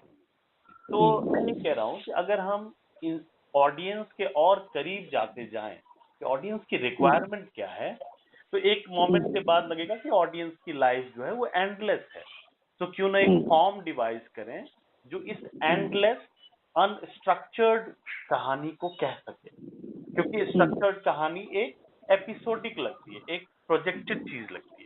अब इसको मैं एक और चीज से जोड़ता हूँ। आजकल जो नए फॉर्म्स चले हैं, psycho theatre, playback theatre, theatre of oppressed, वो सारे उस पे कुछ है जो एंड जिसमें मिलता है आपको, वो एक रिजॉल्व करते हैं चीजें। प्लेबैक थिएटर में बोलेंगे तो एक व्यक्ति अपनी चीजें बताते हैं और एक आर्टिस्ट ग्रुप है जो उसको इनैक्ट करता है, बट वो कोशिश करते हैं रिजॉल्व करने की, उसका जो साइकोलॉजिकल ट्रॉमा है उसका एक मोड़ मिले। तो एक तरह से कहें तो उसमें भी एंड है। या थिएटर ऑफ ऑपरेस्ट देखें तो आप उसमें कॉन्फ्लिक्ट को रिजॉल्व करते हो, एक सॉल्यूशन पे पहुंचते हो, एक एक्शन करते हो, तो उसमें भी एक एंड है। बट देन मैं सोचता हूँ कि जो व्यक्ति सीधा सीधा बैठा है और अपनी लाइफ के साथ जूझ रहा है, जिसकी लाइफ में एंड नहीं है, तो क्या ये फॉर्मलिस्ट थिएटर उसको एड्रेस करता है, उस सिचुएशन को? हाँ, करता है। उसको जो फॉर्मलिस्ट थिएटर है वही तो बेसिकली ये यहाँ है ना, मैं इसको इस तरह से कहने की कोशिश करता हूँ। देखिए, थोड़े आप पीछे जाएंगे, थोड़े से दशक आप पीछे जाएंगे तो आप देखिए कि ड्रामा का मूल क्या है। अगर मैं थोड़ा सा और पीछे से लेता हूँ, बहुत बिल्डिंग से, एरिस्टोटल की पोएटिक्स से लेता हूँ, तो एक पेंटिंग है, म्यूजिक है, अलग अलग उन्होंने आर्ट का इमिटेशन कहा और ड्रामा के लिए कहा कि ड्रामा किस चीज को इमिटेट करेगा, तो मैन इन एक्शन। ये एक बात है कि मैन इन एक्शन को करेगा और मीडियम क्या होगा हमारा, तो लाइफ मैनुअल होगा कि जैसे लाइफ है वैसे हम दिखाते हैं। उसमें फिर ट्रेजेडी का अलग है कि लार्जर देन लाइफ और ये सारी चीजें करेंगे। और पेंटिंग का मीडियम होगा कलर, ब्रश, कैनवस, ये है वगैरह वगैरह। फॉर्मलिस्ट मूवमेंट में आप देखेंगे कि बहुत सारे डायरेक्टर्स जो है ना, पेंटिंग से चीजें लेने की कोशिश की, ठीक है ना। अब पेंटिंग का अपना एक तरीका है, ड्रामा का अपना तरीका है, क्योंकि पेंटिंग मैन इन एक्शन नहीं है। पेंटिंग किसी एक पर्टिकुलर चीज पे फोकस कर सकता है, वो मैन पे फोकस कर सकता है, वो क्या कहते हैं, नेचर पे फोकस कर सकता है, वो एनिमल पे फोकस कर सकता है। लेकिन हम सोसाइटी मैन इन एक्शन जब हम बात करते हैं तो सोसाइटी इसका एक कंपोनेंट, बड़ा ही इनएविटेबल पार्ट हो जाता है। तो अभी जब तक हम देखते हैं कि पीछे जब आप देखते रहेंगे तो जो मैन को है ना सोसाइटी के कॉन्टेक्स्ट में ही देखने की कोशिश करती गई, रियलिज्म से के बाद भी और बहुत बाद तक अभी तक देखने की कोशिश करी जा रही है। ये डिवाइस थिएटर और इस तरह के जो थिएटर है ना, जिसमें आपने ये क्या कहते हैं, जो नाम भी आपने प्लेबैक, साइको, प्लेबैक और ये ना व्यक्ति पे फोकस कर रहे हैं, व्यक्ति पे, ठीक है ना। मुझे लग रहा है ये व्यक्ति पे फोकस कर रहे हैं, लेकिन व्यक्ति समाज से अलग कैसे है? तो जब व्यक्ति और व्यक्ति के साइको, उसके एट्रीब्यूट्स पे और उसकी उसकी क्या कहते हैं शिफ्टिंग रियलिटी डायनामिक्स पे आप बात कर रहे हो, लेकिन उसको अलग से फ्रेम करके कर रहे हो, जैसे जो क्यूइज्म वाला कॉन्सेप्ट है कि आप उसको एक फ्रेम कर दिया, आप उसमें चीजों को देखने की कोशिश कर रहे हैं, इतना आप मैग्नीफाइड तरीके से जा रहे हैं, ठीक है ना। उसको इतने मैग्नीफाइड तरीके से ह्यूमन को समझने की कोशिश कर रहे हैं। मतलब पॉइंट इज कि ड्रामा क्या ड्रामा की जो शुरुआत है, या ड्रामा जो जिस तरह के उसको कहता है, जब हम टेक्स्ट की बात करते हैं कि मैन इन एक्शन, तो यहाँ पे जो ह्यूमन है वो उसको मैग्नीफाइड तरीके से देखना और ह्यूमन को पूरी टोटलिटी में एक सोसाइटी के कॉन्टेक्स्ट में देखना, ये दो चीजें अलग अलग बन जा रही है। तो जो ये आपने ये बात कही कि ऑडियंस की लाइफ ये है, लेकिन ऑडियंस अभी समाज से अलग नहीं हो पा रही है। कुछ लोग जो बिल्कुल अपने इंडिविजुअल पे फोकस कर रहे हैं, अपना व्यक्तिगत पे है, वो लोग तो इसको कनेक्ट कर पा रहे हैं, लेकिन जो अभी भी अपने और सोसाइटी के बीच के जो संबंध है उसको अगर वो बहुत शार्पली डिस्टिंग्विश नहीं कर पा रहे हैं तो उसको ये कनेक्ट नहीं कर पा रहे हैं, ठीक। तो मुझे लगता है कि कहीं ना कहीं थिएटर का ये फिर से ये जो फॉर्मलिस्ट का ये एक ऐसा एक्सट्रीम पे पहुंच गए हैं कि जहां आप एक इंडिविजुअल को इतना मैग्नीफाइड तरीके से देखने की कोशिश कर रहे हैं, और इसलिए तो ये मुझे लगता है कि अब ये एक्सट्रीम हो गया है, थिएटर से थोड़ा सा दूर जा रहा है। जब आप ब्रेक की बात करो तो ब्रेक सोसाइटी के कॉन्टेक्स्ट में चीजों को देखता है। वो ग्रूसा के कैरेक्टर को रचता है या अजदा के कैरेक्टर को रचता है, तो वो सोसाइटी विद इन सोसाइटी है। लेकिन अभी क्या है कि एक कैरेक्टर है जो ऐसा करेगा, उसकी इंडिविजुअल जर्नी, उसकी इंडिविजुअल क्या है, या मैन को और ज्यादा उसके क्या कहते हैं बिहेवियर को मैग्नीफाइड तरीके से डील करने की कोशिश की जा रही है सोसाइटी से काट के। तो ये मुझे लगता है कि थोड़ा सा डिविएशन है, मेरे पॉइंट ऑफ व्यू से थोड़ा सा डिविएशन है। ये कहीं ना कहीं नाटक को एक दूसरे ही लेवल पे जाके जिसका आगे जाके वो स्टॉप हो जाएगा, या वो एक ऐसे एलिनेशन में चला जाएगा, या एलियन की तरफ ड्रामा चला जाएगा, जहां कुछ खास लोग, कुछ खास तरह के ऑडियंस उस चीज को पसंद करेंगे, या आप उसको एकेडमिक टर्म में तो बहुत अच्छी आप उस पर दलीलें दे सकते हैं, लेकिन जो ड्रामा का पर्पस है, जो ड्रामा का जो रोल है सोसाइटी के लिए, या जो सोसाइटी से उसकी कनेक्टिविटी रही है ना, उसका जिस तरह से उसका संबंध रहा है, वो उसमें प्रॉब्लम आ रही है। ये मेरी अंडरस्टैंडिंग इस तरह से कर रही है इसको। तो देन एक सवाल फिर आता है कि आपने जो प्रोस्केनियम थिएटर है उसको बहुत एक्सप्लोर किया है, अपने लोक रंगमंच भी देखा है, और जो आप कह रहे थे पर्सन इन एक्शन, तो आप जैसे कुछ थिएटर स्ट्रीट प्ले भी आपने काफी एक्सप्लोर किया है, और theatre in education, teachers, students के साथ, और नॉर्मली हम लोग मानते हैं कि स्ट्रीट थिएटर या इस तरह के जो अप्लाइड वर्जन है थिएटर के, उनका एक उद्देश्य होता है आप अवेयर करते हो, एजुकेट करते हो, किसी न किसी एक्शन के लिए उनको तैयार भी करते हो, इंट्रोस्पेक्शन, रिफ्लेक्शन, इस तरह की चीजों पर काम करते हैं। तो वो जो आपने जो डोमेन एक्सप्लोर किया है, जब वो थिएटर के बहुत ही स्ट्रक्चर्ड फॉर्म से थोड़ा अलग अप्लाइड फॉर्म में जाता है, उसके बारे में आपके क्या एक्सपीरियंस है, और कितना इफेक्टिव लगा वो आपको? हाँ, यही चीज इफेक्टिव है। आप देख लीजिए, मैं इसमें ये भी जोड़ना चाहता हूँ कि प्रोसीनियम में होने वाला हर ड्रामा इतना ज्यादा रिस्ट्रिक्टेड नहीं होता है।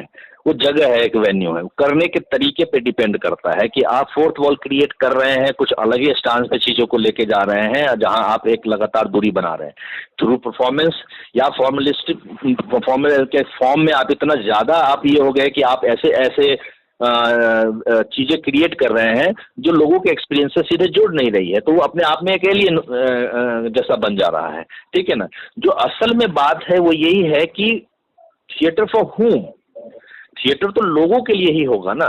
तो लोग शुरू से राइट फ्रॉम द बिगिनिंग लोग यानी कि ऑडियंस इसका इनएविटेबल पार्ट है, लोग के बिना नाटक हो ही नहीं सकता है, इम्पॉसिबल है।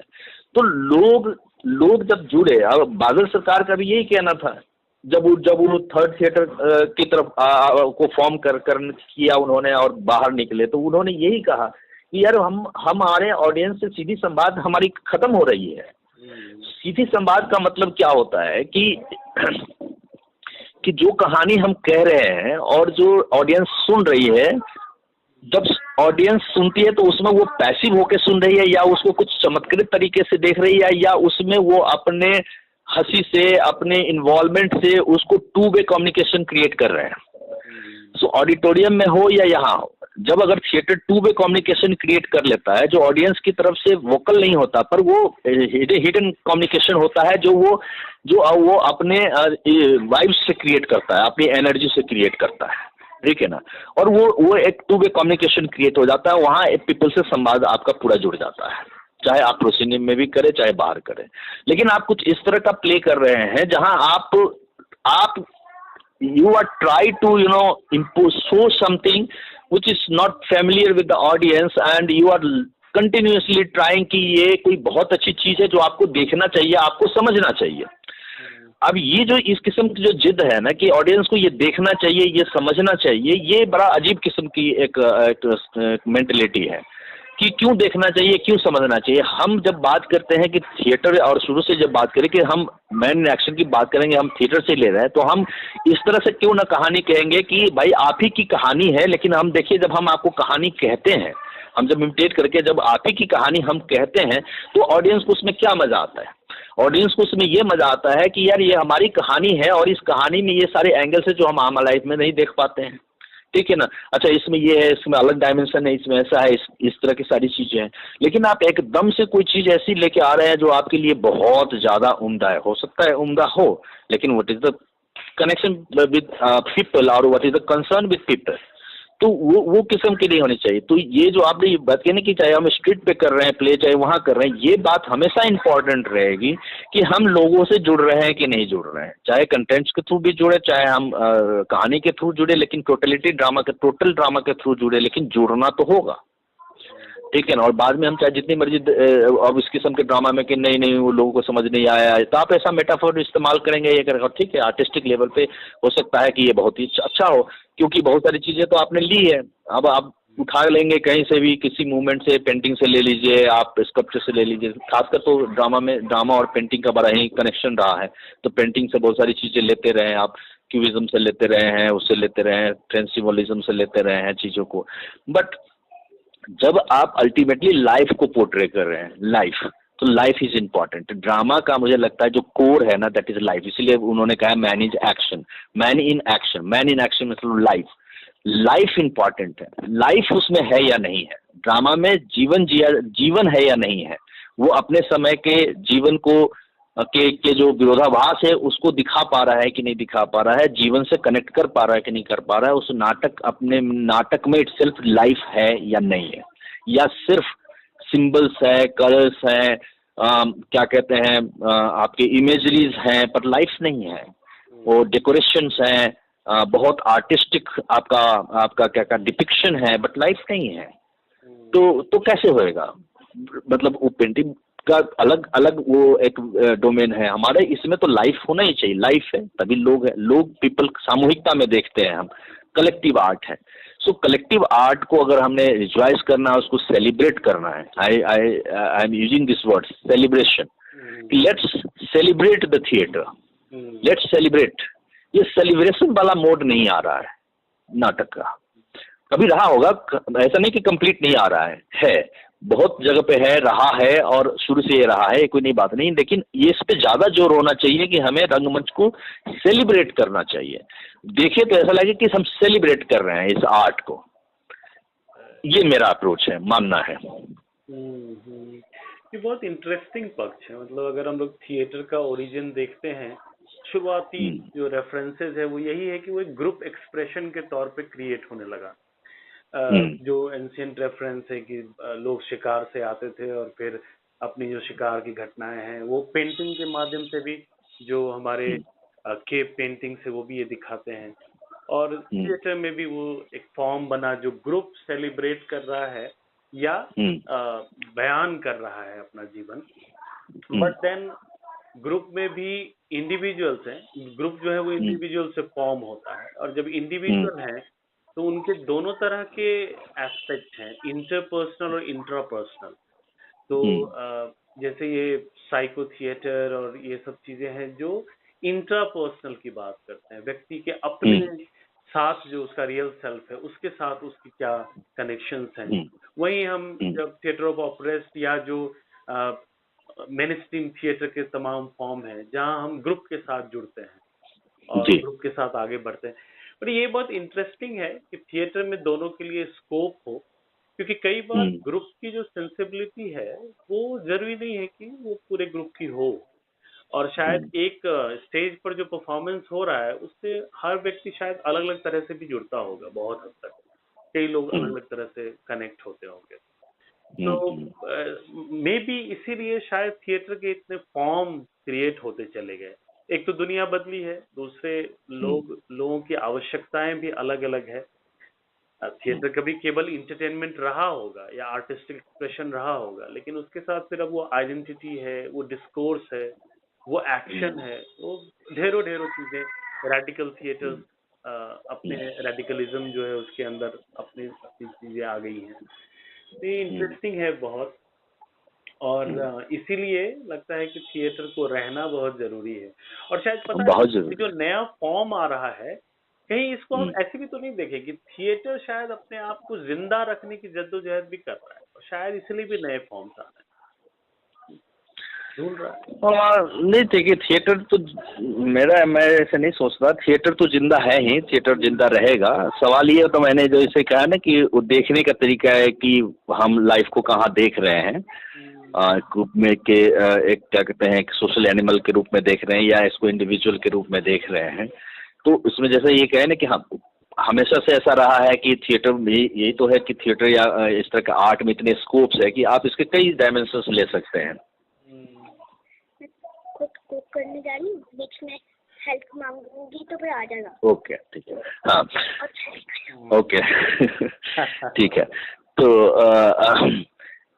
अब ये जैसे आपने ये कहना कि हो सकता है कि ये जुड़ा हो, लेकिन जैसे देखिए अभी आप मैं एक एग्जांपल देता हूँ कि जैसे आप ये देख रहे हैं स्टैंडिंग कॉमेडी का, ये स्टैंड अप कॉमेडी का ये चला दौर है। तो एक स्टैंड अप कॉमेडी जब भी पीछे हो रहा था जो राजू श्रीवास्तव वगैरह कह रहे थे, ठीक है, तो वो ऐसे ओपन हो रहा था, बहुत सारे लोग उसको सुन रहे थे और ये सारी चीजें कर रहे हैं। अभी एक कैफे में हो रहा है, ये अपना ने एक सेग्रीगेटेड कल्चर और एक कल्चरल ग्रुपिज्म को क्रिएट कर रहा है।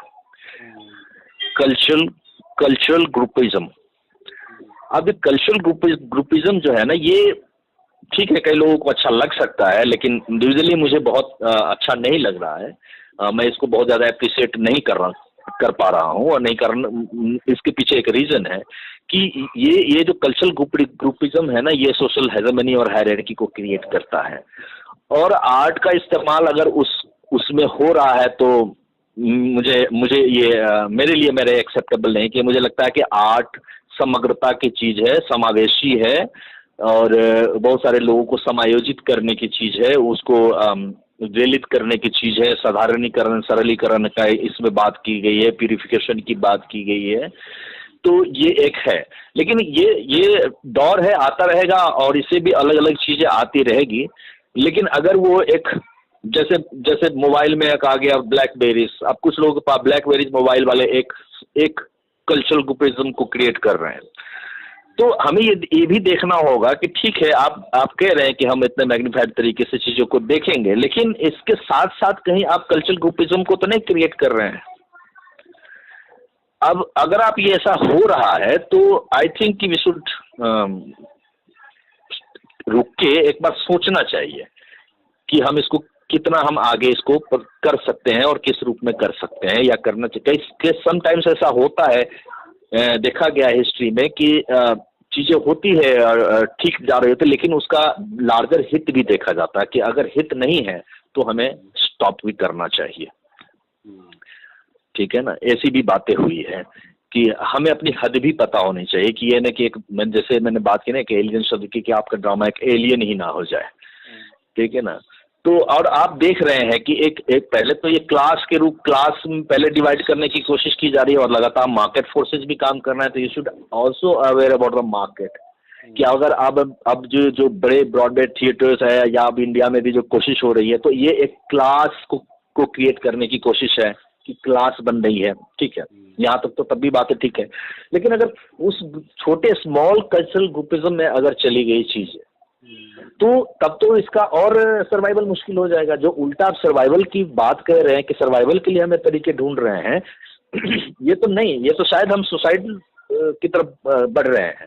कहीं उल्टा तो नहीं हो रहा है कि सिक्योर होने की जगह हम ज्यादा इनसिक्योर हो रहे हैं या हम ज्यादा डेंजर की तरफ बढ़ रहे हैं। हमें ये एक चर्चा का विषय हो सकता है। ये ऐसा नहीं कि जो मैं ये कह रहा हूँ शायद यही बातें सच हो गए, लेकिन ये गुड डिबेट का विषय है। चर्चा अभी के कंटेम्प्रेरी समय में ये इस पे बड़ी गहन से और बड़े विस्तार से इस पे चर्चा करने की जरूरत है, क्योंकि जब चीजें कुछ करते हैं तो उसके साथ साथ कई चीजें आपके साथ आती है। हमें उन चीजों को भी ध्यान में रखना चाहिए।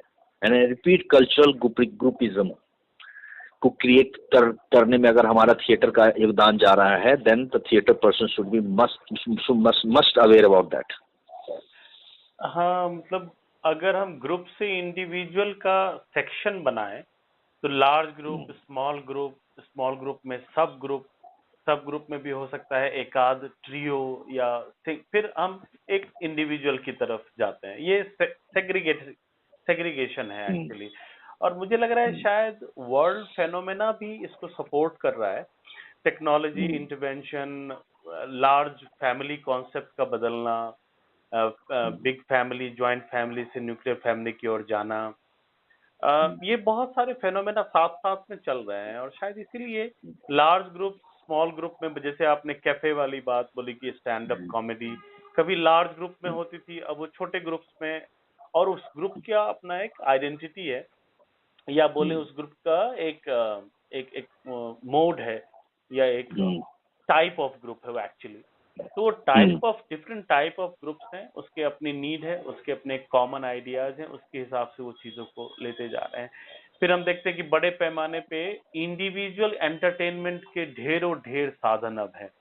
जो लोग पहले मिलजुल के एक नाटक या देखा करते थे, अब वो सारे अपने कमरों में बैठ के अपने पर्सनल मोबाइल पे चीजें देख रहे हैं। तो चीजें जो है ना, ग्रुप से इंडिविजुअलिस्टिक की तरफ, ये एक वर्ल्ड फेनोमेना, सोशल जो स्ट्रक्चर है उसमें भी चेंजेस आ रही हैं।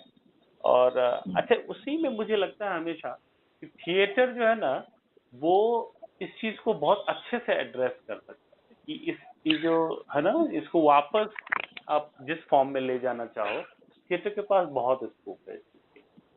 हाँ ठीक है, आप इस तरह से सोचेंगे, लेकिन मेरा ये मानना है कि थिएटर इसके खिलाफ हमेशा लड़ता रहा है। ये एस्टैब्लिशमेंट के खिलाफ हमेशा लड़ता रहा है और थिएटर को लड़ना चाहिए, क्योंकि ये तो मार्केट वाले चाहते हैं ऐसा हो, कैपिटलिज्म का ये सारा चोचले है।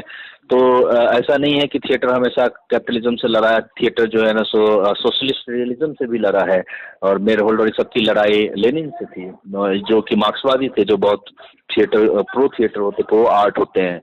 लेकिन वो socialist realism is something else, कि जहां आप रियलिज्म भी दिखाएंगे और सोशलिस्ट के जो विचारधारा है उसको भी आप क्या कहते हैं, उसके साथ आप क्या कहते हैं, प्रोपोगेट करेंगे उसको, ठीक है। तो उसके खिलाफ खड़े हुए, और उधर ब्रेक्ट जर्मनी में उसके खिलाफ खड़े हुए। तो और नाटक शायद उम्दा तब ही हुआ है, नए नए इसमें मूवमेंट आया है, जब वो एस्टेब्लिशमेंट के खिलाफ अपना सीना तान के खड़ा हुआ है। क्योंकि ये जो लोग ये सोच रहे हैं कि हम दुनिया के साथ कंधे से कंधे मिला के चल रहे हैं, मेरा मानना ऐसा है कि शायद मे भी वो गलत ट्रैक पे है। वो दुनिया को समझ नहीं पा रहे, दुनिया उसको लील जाएगी। थिएटर ने हमेशा दुनिया से लड़के ही अपनी जगह पोजीशन बनाई है। व्यक्ति की बात कर लें, चाहे आप मेरे होल्ट वाली, ये दो बड़े थी है, और फिर अपने इंडिया में मॉडर्न थिएटर में ये सारे जब चलते हैं, बंगाली थिएटर और पारसी थिएटर के सारे उत्थान में आप देख ले, उसमें अंग्रेजों का शासन था। और इस तो एंटी एस्टैब्लिशमेंट लोगों के साथ ही थिएटर की सर्वाइवल है, थिएटर का एग्जिस्टेंस है।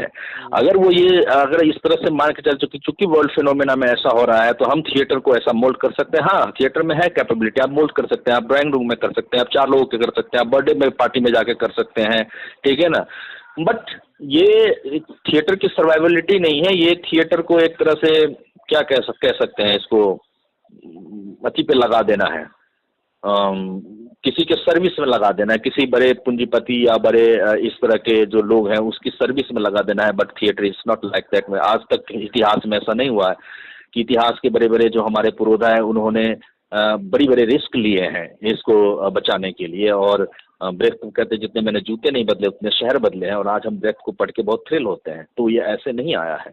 मेयर होल्ड को अल्टीमेटली कम्युनिस्ट सरकार ने मरवा दी लास्ट में। लेकिन उन्होंने जो बात कही, जहाँ जो वो एक प्रोसेस चला जिसकी वजह से आज हमारे थिएटर का जो फॉर्म है वो इतना एनरिच हुआ है, प्रेजेंटेशन इतना एनरिच हुआ है बिकॉज ऑफ मेयर होल्ड, और जो कि आपने ही गुरु स्टैनिस्लावस्की से लड़ा है। तो मुझे लगता है कि थिएटर का ये नेचर नहीं है एस्टेब्लिशमेंट के साथ एस्टेब्लिशमेंट करना। मैं ऐसे नहीं देखता चीज़ों को, लोग बच में देख सकते हैं। ठीक है। मतलब अगर एंटी एस्टैब्लिशमेंट है तो एस्टैब्लिशमेंट का जो भी पार्ट है थिएटर उसका क्रिटिक होगा। सिंपली हम अगर समझें इसको तो मान लीजिए जो आज एस्टैब्लिशमेंट का पार्ट नहीं है और थिएटर के थ्रू वो एस्टैब्लिशमेंट के अगेंस्ट क्रिटिक कर रहा है, जब स्थिति बदलेगी और ये पर्टिकुलर ग्रुप या व्यक्ति एस्टैब्लिशमेंट का पार्ट हो जाएगा तो थिएटर का रोल उसके अगेंस्ट होगा। क्योंकि ऑफ कोर्स थिएटर का काम है अवेकनिंग कॉन्शियसनेस, यस, आप चीजों के अगेंस्ट देख सको कि सही क्या है गलत क्या है। एक और बात है, मतलब एक सोचने के लिए देखें तो दुनिया में हम अगर कहें कि प्रॉब्लम्स पहले थी या आज नहीं है, ऐसा है नहीं। प्रॉब्लम्स पहले भी थी, आज भी है, और उसके टाइप और मोड बदल गए। तो हम ये कह सकते हैं कि दुनिया ना अच्छी हो रही है ना बुरी हो रही है, बल्कि दुनिया इवॉल्व हो रही है। तो जो कुछ भी हो रहा है वो उसके इवोल्यूशन का पार्ट है। और इंसान जैसे जैसे डेवलप होता गया है या इवॉल्व होता गया है वैसे वैसे उसने दुनिया को बदलता गया है दुनिया को वो। तो ऑफ कोर्स थिएटर जो है वो हमेशा थोड़ा आगे की सोचेगा, या जो पीछे की चीजें जो छूट गई हैं उसको लेके चलने की कोशिश करेगा, या जो वर्तमान में हो रहा है उसमें जो सही नहीं है उसको दिखाने की कोशिश करेगा डेफिनेटली। और इसी थिएटर ग्रुप से कुछ लोग होंगे जो एस्टैब्लिशमेंट का पार्ट हो जाएंगे, तो जो बाकी थिएटर है वो उनके खिलाफ भी क्रिटिक करेगा, क्योंकि वो तो वैसा ही होता है। कुछ लोग हमेशा बेसिकली एस्टैब्लिशमेंट को। नहीं, बेसिकली इसको समझना पड़ेगा ना कि एस्टैब्लिशमेंट एंटी एस्टैब्लिशमेंट ये नहीं कि हम ऐसा किसी एक हम विचारधारा या सरकार की मुखालफत करते हैं। बेसिकली बात क्या है कि ह्यूमन लाइफ की खुशी, ह्यूमैनिटी कहाँ एग्जिस्ट करती है, कुदरती क्या है, ठीक है ना। अगर आप अभी तो नहीं हम डिस्कस कर सकते, लेकिन अगर आप ब्रेथ को देखेंगे साइमल्टेनियसली, आप इसको यहाँ देखें, आप क्या कहते हैं मेयर होल्ड को देखें। तो मेयर होल्ड वहाँ वो कह रहे हैं कि सोशलिस्ट रियलिज्म लेके आओ, तो वो नहीं लेके आ रहे हैं। और तो वो क्या कहते हैं फ्रेंच की तरफ भाग रहे हैं, फ्रेंच सिंबोलिज्म की तरफ जा रहे हैं और थिएटर को उससे स्वतंत्र करने की बात कर रहे हैं। हमेशा लोगों ने थिएटर के एक स्वतंत्रता के लिए लड़ाई लड़ी है, और थिएटर को हमेशा ह्यूमन के हित में बात करने की कोशिश की है। ह्यूमन का हित क्या है, मानव हित क्या है। अब लोग सेग्रीगेटेड हो रहे हैं या अपने अपने छोटे छोटे कुंबे में बट रहे हैं। अब ये चर्चा का विषय है कि क्या ये ठीक है या नहीं है। आप कहेंगे कि नहीं ये नीड ऑफ द आर है। नहीं, नीड ऑफ द आर है, लेकिन क्या ये क्रिएट किया गया है? अगर क्रिएट किया गया है तो हमें उसके खिलाफत होना चाहिए, और आर्ट उसकी खिलाफत मुखालफत क्या कहते हैं उसके अगेंस्ट में होएगा, और उस चीज को तोड़ने की कोशिश करेगा कि जब आप ह्यूमन लिबर्टी को, स्वतंत्रता को, उसकी कुदरती नेचर को खत्म करने की कोशिश करेंगे और अपने चीजों से भर देंगे, इतना ज्यादा चीजों को वो कर देंगे, डिस्टॉर्ट करने की कोशिश करेंगे, तो आपको आना चाहिए। जैसे एज फॉर एग्जांपल अभी सोशल मीडिया ने इस तरह से चीजों को लोगों का माइंड वॉश कर दिया हुआ है कि वो सिर्फ देख रहा है, एक लाइन पढ़ रहा है और अपनी राय उसी तरह से बना ले जा रहा है, और उसकी हकीकत में नहीं जाता, फैक्ट फाइंडिंग में जाता ही नहीं। अब यहाँ पे सवाल आता है कि अगर ऐसा है माहौल, तो क्या हमें ऐसा ही नाटक दिखाना चाहिए? एक मिनट बेटा, बात करना आ रहा हूँ, बस खत्म हो रहा है, बोलो। हाँ मैं आ रहा हूँ, ठीक। तो अब यहाँ पे होता है कि अब थिएटर, ये बात जाहिर सी बात है कि एक तरह से देखे तो थिएटर जब इस पे कहानी कहेगा तो यही बात कहेगा ना कि भाई देखो, आप ये आपके सामने में एक इन्फॉर्मेशन आई है, आप इसके तह तक नहीं गए, आप रिएक्शनरी हो गए और आपने बलवा मचा लिया और आपने सिचुएशन को, सोशल फैब्रिक को बिगाड़ दिया, सोशल जो क्या कहते हैं आपकी समरसता है उसको खराब कर दिया आपने। ठीक है, अब उसको सपोर्ट कैसे करेगा वो, सपोर्ट कैसे करेगा? नाटक तो हमेशा इसी तरह से बात करेगा कि कहाँ आपको प्रॉब्लम आ रही है। तो अगर लोग छोटे छोटे कुनबे बना रहे हैं, अब वो कुनबे तो बना ले रहे हैं, लेकिन सबसे ज्यादा भयंकर आइसोलेशन का शिकार है वो। हकीकत तो ये है ना कि वो आइसोलेटेड है, आइसोलेटेड है तो इनसिक्योर है। और अभी देखिए, अभी रिसेंट घटना है, कल की परसों की घटना है, टीवी पे आया कि वो चेन्नई में, बेंगलोर में और इधर की लखनऊ की लड़की है, उसने करीब 15 किलोमीटर ट्रैक पे गाड़ी चलाई है। आपने ये न्यूज देखा? नहीं देखा है, क्या है मामला? हाँ, उसको जॉब से निकाल दिया तो वो सुसाइड करने के लिए रेलवे ट्रैक पे 15 किलोमीटर कार चला दी। अरे बाबा। और उसी ट्रैक पे ट्रेन भी आ रही थी और उसको किसी तरह पकड़ा गया, गाड़ी रोकी गई और वीडियो दिखा रहे थे, कैमरे पे देखा, उसको किसी तरह कार से खींचा है और वो पूरी कोशिश कर रही थी कि वो इनके साथ न जाए, पूरी अपनी ताकत लगा रहे थे। अब इस किस्म की मानसिक, अब उसकी मानसिक लेवल समझिए कि अगर उसको जॉब से फायर कर दिया गया तो उसने अपनी कार उठाई और रेलवे ट्रैक पे दौड़ा दी, तो उसकी मेंटल सिचुएशन कहाँ पे पहुंची होगी? ये तो पागलपन है ना, क्रेजीनेस है, क्या एक क्या कहते हैं, मैडनेस है। और madness towards suicide to end her life. तो थिएटर यहाँ पे क्या करेगा? थिएटर का रोल क्या है यहाँ पे? अब हम एस्टैब्लिशमेंट के साथ जाएंगे, उनको हम करेंगे कि नहीं बहुत अच्छा आपका जी सिस्टम चल रहा है, लोग बड़े मजे ले रहे हैं, कॉफी हाउस में कॉफी पी रहे हैं, मैकडॉनल्ड्स में खाना खा रहे हैं, बड़े सैलरी एंजॉय कर रहे हैं, बट भीतर क्या हो रहा है? भीतर क्या हो रहा है? तो उसकी तो अच्छी सैलरी होगी, लेकिन इतना भी बर्दाश्त में करने की क्षमता नहीं हुई कि एक बार जॉब से फायर किया और कार दौड़ा ली। तो आप में संघर्ष करने की बात कहाँ चली गई? आप फाइट कैसे करोगे? अगर कोई चीज है, कैपिटलिज्म है, कॉनिकल कैपिटलिज्म है, जो सब कुछ को कैप्चर करना चाहता है, आप में एक नया नियम लगा दो कि ये तो नई क्या कहते हैं, डेवलपमेंट है ना कि हायर एंड फायर का, कि हम जब मर्जी तब फायर कर देंगे, सिक्योरिटी नाम की कोई चीज नहीं है। If there is no security तो लोग मैडनेस की तरफ भाग रहे हैं, तो क्या सारी दुनिया पागल हो जाएगी? देन थिएटर का रोल क्या होगा? तो हम सिर्फ स्ट्रक्चर की बात नहीं करें कि अगर लोग 4 लोग अब सिर्फ कैफे में है तो हम कुछ ऐसा ड्रामा करें कि कैफे में जाकर ड्रामा कर लेंगे, हमें वहां पे बंदी बंदाई 20 ऑडियंस मिल जाएगी, इट्स ओके फाइन। लेकिन आप वहां दिखाएंगे क्या? ये एक अलग बात है कि आप ऑल्टरनेटिव स्पेस क्रिएट कर रहे हैं थिएटर का, दैट इज ओके। जो मैंने भी ऑल्टरनेटिव स्पेस पे थिएटर शुरू किया है कि मैं स्कूल कॉलेज में जाके यहाँ दिखाऊंगा, बट मैं दिखाऊंगा क्या थिएटर में, दैट इज इम्पॉर्टेंट। कि आप कॉफी हाउस में करिए ड्रामा, नो प्रॉब्लम, आप कॉर्पोरेट ऑफिस के लिए ही सिर्फ करिए वहां, लेकिन ड्रामा दिखाएंगे क्या? That is important. ये भी सही है, क्योंकि आर्ट जो है वो लिमिटेड नहीं है, आर्ट का कोई सेट स्ट्रक्चर नहीं है, आर्ट फ्री फ्लोइंग है।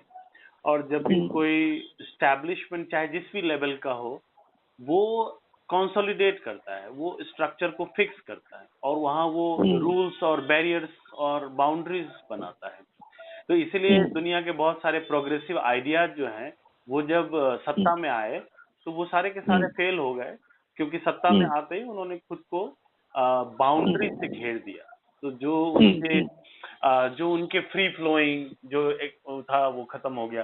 तो आर्ट का तो स्वाभाविक नेचर है फ्री फ्लो, तो इसीलिए वो एंटी एस्टैब्लिशमेंट होगा ही होगा, ये तो पक्की बात है। बिल्कुल कि आप अगर एक ना सब 4 लोग बैठे हैं एक चीज से सहमत हैं, तो आर्ट का वहाँ बहुत ज्यादा काम नहीं है।